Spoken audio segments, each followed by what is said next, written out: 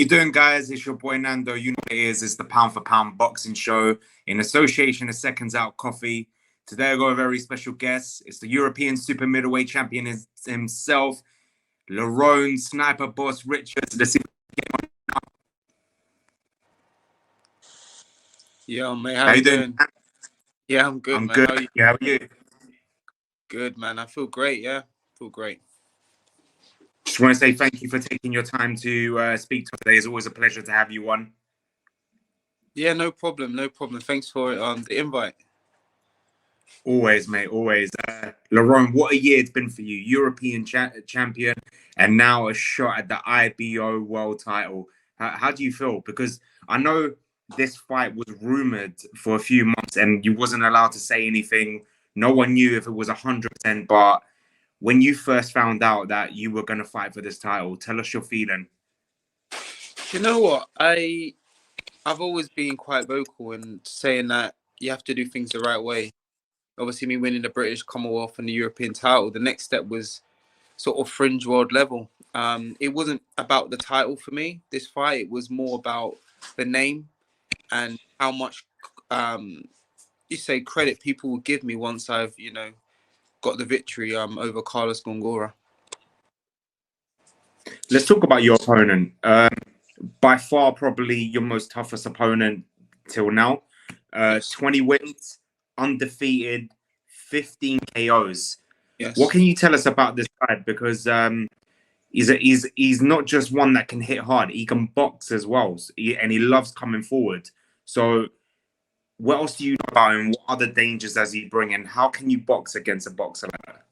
Well, I obviously I know what he brings to the table. I just believe that I bring more to the table, and I'm very confident about this fight, and I believe this fight's going to be very entertaining. Carlos Gongora is a good operator, and he wouldn't be boxing at this level if he was the same as myself. So I think with me and Carlos Gongora, we're both fighters that no one really wants to fight.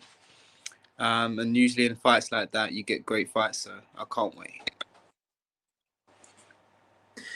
You're usually quite confident before your fights, but I've never seen you, like, you don't show it too much, but the smirk on your face now and when it was first announced and at the press conference, I've never seen you so, what's the word, excited for a fight.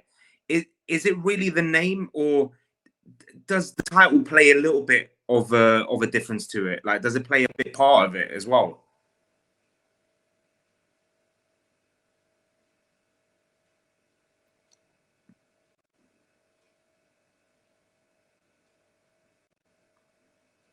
Lerrone, you there?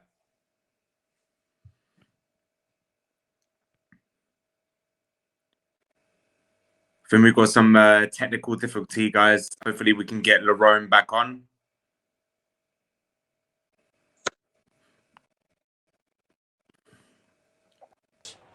Sorry, bro. I don't know what happened there. That was mad. Hello? Can you hear me? Yeah, that was mad. I don't know what happened there. That was crazy. It just went blank. The screen just went blank. Yeah, you froze on the screen. That's fine. We can edit that out. No problem. What I was saying is, usually you're quite confident with your fights, but this one, when it was announced and we saw the press conference, the Matchroom press conference, the smirk on your face is different compared to your other fights, and you say you're looking forward to it because of the name, and it is a tough opponent. But does the belt a little bit play a big part of it as well? Well, the belt is very important, and once I won the belt, I'll be a very proud IBO champion. But it's about the belt. This fight's still a great fight. It's still a fight that everyone's going to be wanting to see. The boxer versus the puncher, and everyone likes to see that. So, yeah, I'm very confident. I believe in my ability. I know what I bring to the table, and I just can't wait. It'll be nice as well because it'll be first fight back since COVID, since the lockdown. So all the crowd's gonna be back. I love that, man, and I just can't wait to showcase my skills in front of a huge audience in Manchester Arena.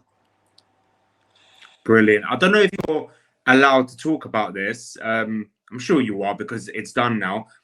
There was rumors before Gongora, there was rumors of John Ryder. Was there Yeah. any other talks about this fight? You defending that European title against John Ryder? There was no talks. Obviously John Ryder was mandatory for the European title, and when my team was aware of it and when I noticed it, I was like, boom, like no problem. That's the fights that I look for.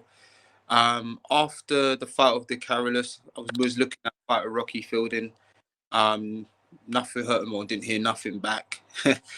And then John Ryder, no, we didn't talk to John Ryder about any fight, but that's a fight that can happen in the future. John Ryder's a very good fighter and a good operator, so we'll see what happens.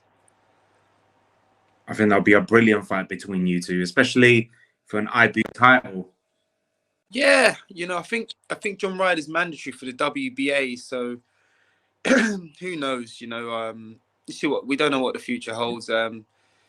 He would have been thinking what I believed, myself and where I could be, later on this year. But he would have thought Lerrone Richards would be fighting for IBO title. Do you know what I mean? Brilliant. Like I said, what for you? The European title, IBO title shot. The only thing that was missing was Hot Cross Buns going #1 in the charts. That was the only thing missing. The year's not over yet, mate. It can still happen. Christmas #1. Yeah, who knows? You're making your DAZN debut. Obviously, the last time you fought was on Sky Sports, and the last time you fought in front of a full crowd was in 2019 against Lennox Clark. So, Yes. how much does that play a big part as well for a big fight like this? To have the crowd back, your fans back, and boxing fans back. To be honest, like me, it didn't really matter whether, because when I boxed Lennox Clark, I was in his hometown, and I got loads of booze, which wasn't nice, but it's okay. Thanks everyone for the booze. But yeah, I got a lot of booze, and then there was absolute silence. Obviously, with the COVID, there was no one there, so there was no crowd. And obviously now there's going to be crowds, so I can't wait. I'm looking forward to it. It doesn't really make a difference to me. I go in there and do my job. I'm a professional, so you got to do what you got to do. Of course. You're on the undercard of a new stablemate, Del Boy. Yeah. I spoke to Jordan Gill the other day. He told me what it's like to have Del Boy in the gym. What's it like to have Del Boy for you in the gym? Oh, he's funny, man. Do you know what? Derek's he's a nice guy. He's got a good heart. I think he's an entertainer, Derek, and he's been around the sport for a long time. He knows what he's doing, but deep down, he's got a very good heart, and I've got a lot of time for him. Yeah, he's a good laugh, Derek. How do you see his fight with Parker going? Because a lot of people would say he won the fight against Joseph Parker the last time. It didn't go his way, and I feel really bad for him as well. I think a lot of people did. How do you see this one going? Do you know, I don't really want to say too much about this fight, but all I want to say is that people are going to be very surprised on what Derek brings. The link up with him and Dave, obviously once again, they've been together before, but the link up with him and Dave is going to be dividend. You're going to see exactly what Derek Chisora is all about on the 18th. Brilliant. We can't wait for that. One name that got brought up a few times, I'm sure, since your fight's been announced, Canelo Alvarez. Jordan Gill even brought him up. So I'll tell you what Jordan said about it. But I know your thoughts on this fight. You can't look past it, but has it crossed your mind that Canelo might one day wake up and be like, I want that belt. That's the only one missing from my collection. And we could end up having Lerrone Richards versus Canelo Alvarez, because there is that rumor of Canelo wanting to fight in the UK next year. Listen, you never know. Crazier things have happened. But I'm focused on Gongora. I'm not deluded. One thing about me, I'm not deluded. I'm not one to be saying I'm going to fight. Canelo's going to fight me in Derby, and all this nonsense. I'm not. I know the business. I know that ain't going to work. I'm not going to be saying Canelo Alvarez is going to fight me in Wimbledon, AFC Wimbledon. It's just not going to happen, So, listen, if Canelo is available and he would like to fight me, no problem. But I need to beat Carlos Gongora first, and once I've done that, then we can have this conversation. I said to Jordan, if this fight happens, how does Lerrone beat Canelo? And he said he has to move and box, move and box. He can't switch off for a second. And he said, if that doesn't work by the 6th round, I'm jumping in. I'm going to change his gloves for a special pair of gloves with bricks inside them. And then that's plenty. Sounds about right. That would be tactics, 100%. Speaking of Canelo, what did you think of his fight against Caleb Plant?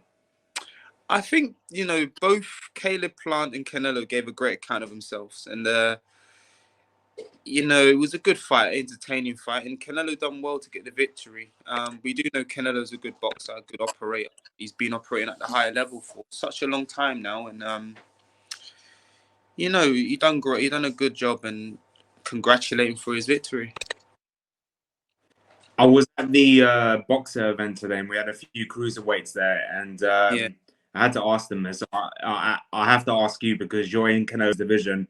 What's your thoughts on this crazy breaking news that he is mandatory for Makabu's WBC cruiserweight title? Yeah, it's mad. I see it today. Yeah, it's a good move. He wants to make history, doesn't he? That's one thing about Canelo.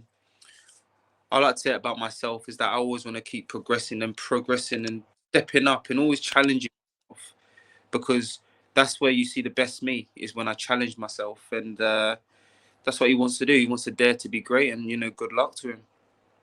What's your prediction for that? Because everyone today said that Canelo will beat Makabu, but there was the massive debate of, can he stop Makabu? Because it's just a weight too far for him. Maybe he might not have power. What's your prediction for this fight, if it happened? Well, it's a smart move, because Makabu's not the biggest of cruiserweights. You know, Canelo's not saying, "Oh, I want to fight Lawrence Okoli." Lawrence Okoli's huge, and, you know, they always say a good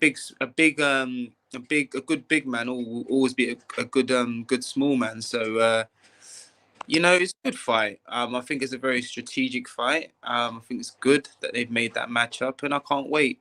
Do I think Canelo can stop Makabu? I don't know. I think anyone who gets hit clean on the chin in the right place can get stopped. So you never know. Obviously, we've got a massive, I know it's the weight below you, but one of these men could eventually go up to your weight. Got the big domestic rivalry between Chris Eubank Jr. and Liam Williams. How do you see this fight going? And is it going to go the distance? I think this fight will go the distance. I think it will be a war, but I think it will go the distance. I think Liam Williams will pull it off. Going off, let's say, Eubank's last two performances, I haven't really been impressed. As for Liam Williams, obviously, prior to the fight with Demetri Andrade, he was flying. You know, he was beating everyone in his path and stopping everyone. So, I would like to see Liam do the business, and I wish him all the best in doing so. It'll be a brilliant fight.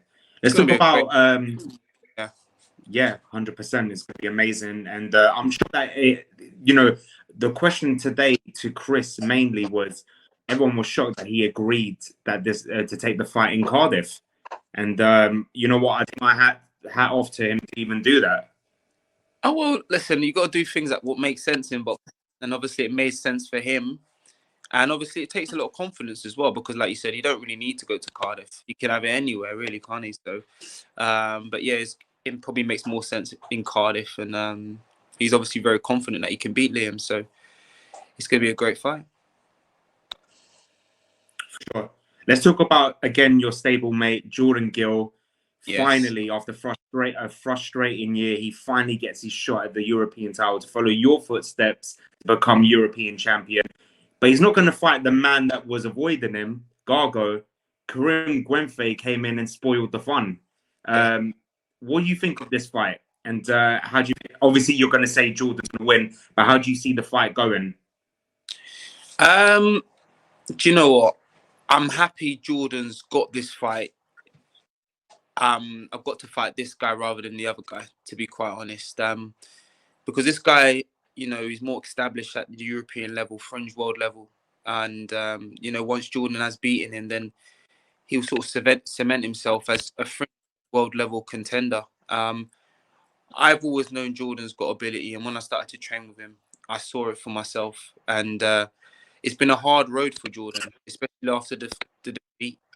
He's had to work hard and build himself back up again and get his career on track. And it's not been easy. And, you know, I wish him all the success in the world. And I know he's going to win this European title. He's put the work in.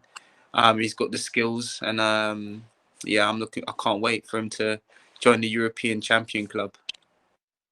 Of course, you know, when he first agreed the fight with Gaga and then that surprise voluntary defense against Guenfe, I felt really bad for him because he deserved it. He put on a great performance at the beginning of the year. And do you know what? A great end of the year for him, especially before Christmas, to capture that European title. And next year, you never know what can happen. With Kid Galahad losing to Kiko Martinez, you know, Josh Warrington is still out there. It opens the doors for so many things for him. That's the thing. And it's mad because I was in the gym when he found out that his opponent had what's the guy's name? Gargo, yeah. When he got a voluntary, I was in the gym and we saw the poster, and it was mad because Jordan was flying in the gym, obviously expecting to fight him, and then finding out, you know. So I saw it, firsthand. But you know, when he got this shot for the European title, he was elated. He was so happy. You know, Jordan wants it bad. You know, like myself, and we're always in the gym training.